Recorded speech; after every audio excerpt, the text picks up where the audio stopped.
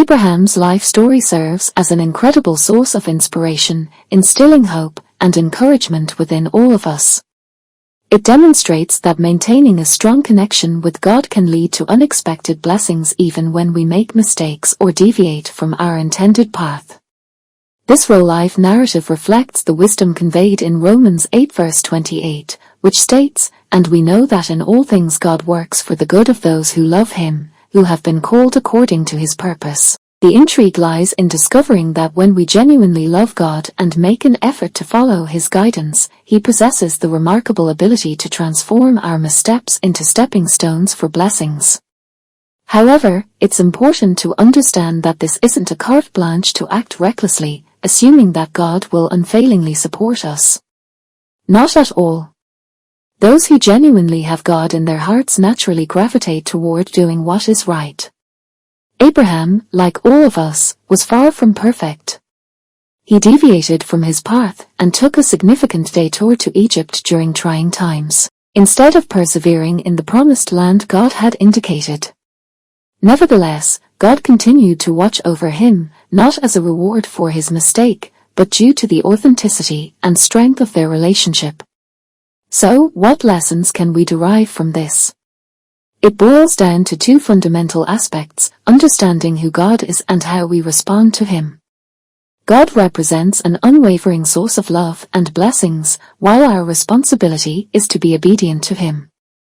When these elements align, blessings flow seamlessly. As we delve deeper into this, we'll unearth the idea that drawing closer to God peels back the veil, revealing His blessings eagerly waiting to pour into our lives.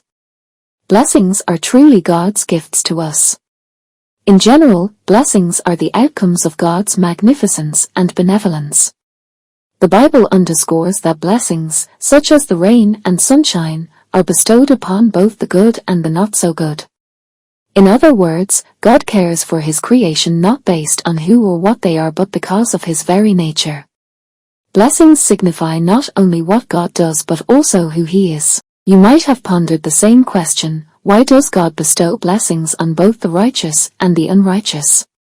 Why do the morally upright and the morally compromised sometimes experience life's favorable circumstances?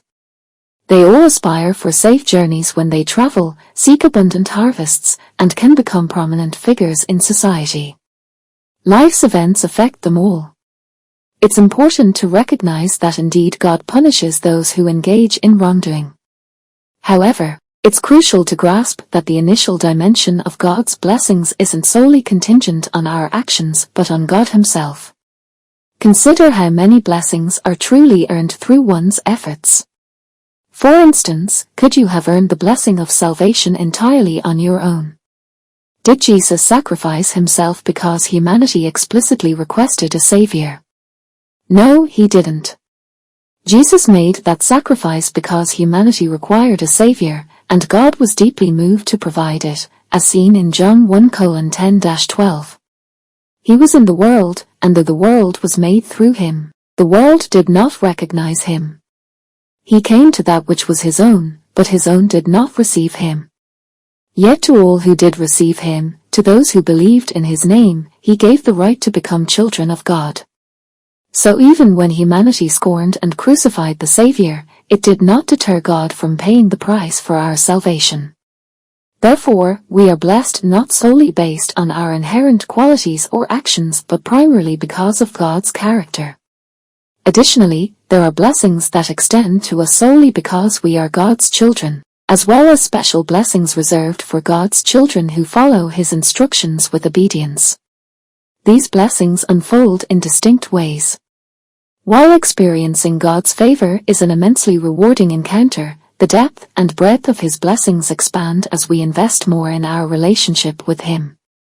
Obedience to God, embarking on a journey toward a deeper connection and a more profound interaction with God, reveals additional layers of His kindness and generosity that extend beyond our initial perceptions. This implies that choosing to align our actions with God's will allows us to receive more significant blessings than those who simply rely on sporadic acts of God's favor. While these blessings are indeed valuable, they offer limited access to God's kingdom's inheritance.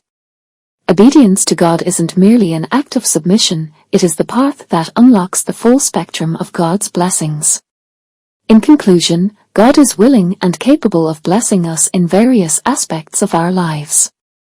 However, there are actions we must undertake and elements we should relinquish to receive these blessings fully. It's not just about what God can give, it's about what you are willing to do and let go of to receive His blessings. The absence of faith and skepticism.